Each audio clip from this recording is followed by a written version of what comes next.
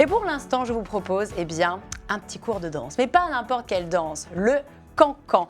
Elle est prof de cancan à Caen. Mon invitée ce matin est artiste peintre et tatoueuse, mais c'est bien de cancan que l'on va parler ce matin. Elle est cancaneuse et elle donne des cours de cancan à Caen.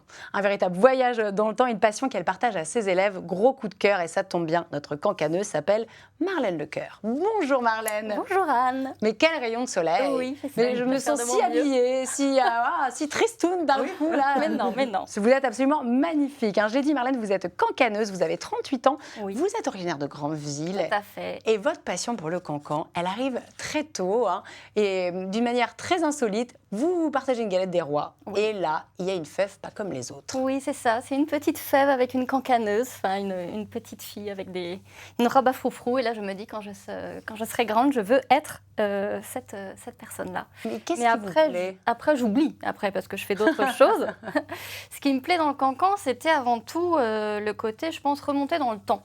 Parce que j'ai dû voir ça rarement à la télé. Et en fait, je pense que c'était avant tout, quand j'étais petite, la tenue qui me parlait, le fait de revenir à cette époque avec les talons bobines, cette époque 19e siècle, justement, ça me faisait un voyage dans le temps. Il y avait ça qui me plaisait à l'origine, et aussi, avant que je connaisse les origines féministes, justement, et aussi juste la sensation du groupe de filles, et de voir que les femmes étaient entre elles et s'amusaient, donc c'était extrêmement joyeux.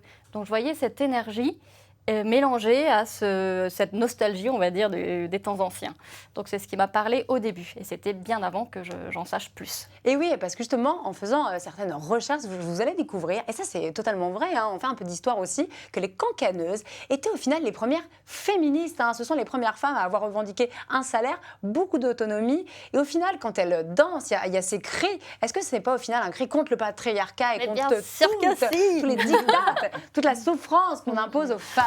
Exactement, c'était un grand cri de ras-le-bol total. Les femmes en avaient marre de ne pouvoir absolument rien faire, d'être comme des plantes vertes. Donc il y avait un combat contre l'Église, contre l'armée, contre la bourgeoisie, et donc je disais contre le patriarcat en général, parce que c'est des femmes qui voulaient juste exister, en fait, tout simplement, et être libres de leur mouvement.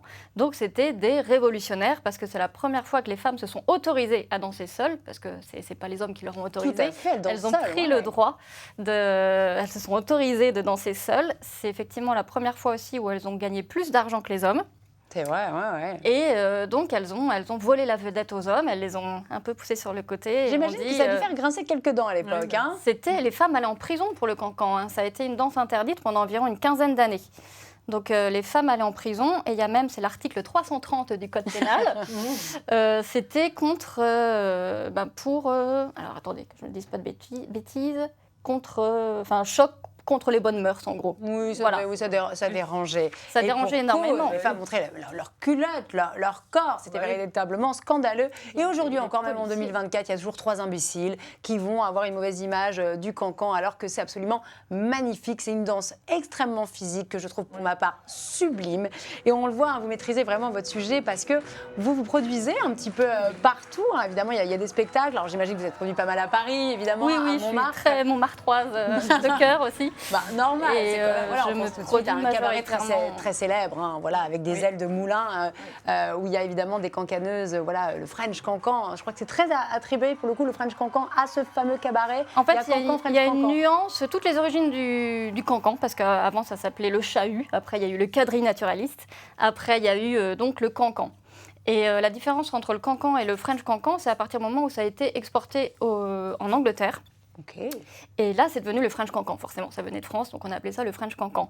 Et à partir du moment où ça a été connu et reconnu, on a décidé d'en faire un spectacle sur la scène. C'est-à-dire qu'auparavant, le cancan se dansait au centre d'un bal, dans les bals publics. Donc le cancan se dansait hors de la scène, c'est-à-dire que c'était vraiment dans les bals où on était tous sur le même pied d'égalité, j'ai envie de dire, parce qu'on n'était pas sur une estrade. Donc le cancan, c'était vraiment populaire, dans le sens où c'est les gens qui... vous et moi, n'importe qui le dansaient, les lavandières justement, les femmes du petit peuple, qui le dansaient avec des comparses. Alors que quand c'est devenu le French Cancan, on s'est dit c'est un spectacle, c'est à promouvoir, donc on décide de le mettre sur scène. À partir du moment où ça devient sur scène, c'est-à-dire que c'est à partir de ce moment-là où on cherche à ce que toutes les femmes se ressemblent, à ce qu'elles soient toutes pareilles et on perd le rapport qui était un peu très humoristique avec le public en fait. Oui, un côté décalé. Je pourrais vous entendre parler de cancan pendant des heures, mais du coup, on va faire une petite pause sur l'histoire du cancan. Ce cancan que vous racontez lors de vos diverses représentations, on voit que vous maîtrisez vraiment votre sujet. Et vous avez eu l'idée de ramener ce cancan à Caen. Du cancan à Caen, c'est génial. Alors déjà, est-ce que tout le monde peut danser le cancan? Parce que moi, j'ai cette image, quand même, moi je suis raide comme un bâton, perso. Faut quand même être un peu souple, non, pour faire du cancan? Non, la souplesse pour moi est extrêmement secondaire. Pour moi, j'aime quand vous me dites ça, ça m'arrange. Mais oui, comme ça parle à tout le monde. Je m'inscris demain. Oui. Moi, ce qui est important dans le cancan, c'est, je dis souvent ça, c'est la rage, parce que c'est une danse contestataire. C'était une danse qui est née, parce que les femmes en avaient ras-le-bol. Donc c'est par le fait d'en avoir ras-le-bol que cette danse a été voilà. Oui, la promotion, elle était connue parce que justement, ça passait des messages. Vous-même, vous passez des messages dans vos danses. Vous êtes antispéciste, végane. Et végane, animaliste. Et vous proposez, et voilà, et vous avez bien raison, et vous profitez également de vos danses pour passer vos messages. Je reviens sur les cours, c'est tous les jeudis, soir 18h30, 20h, donc c'est 1h30. On va parler de tarifs, c'est pas excessif. Le premier cours est gratuit, donc tout le monde peut venir. Tout le monde est bienvenu pour tester. Donc j'accepte absolument tout le monde. Et sinon, c'est 15 € le cours. Et donc, effectivement, tout le monde peut venir parce que ce qui est important, je reviens là-dessus, c'est donc juste avoir de l'énergie. De l'énergie, et j'ai envie de dire, tous ceux qui ont envie de crier un bon coup sont les bienvenus parce que c'est se défouler beaucoup, c'est crier, danser jusqu'à perdre haleine.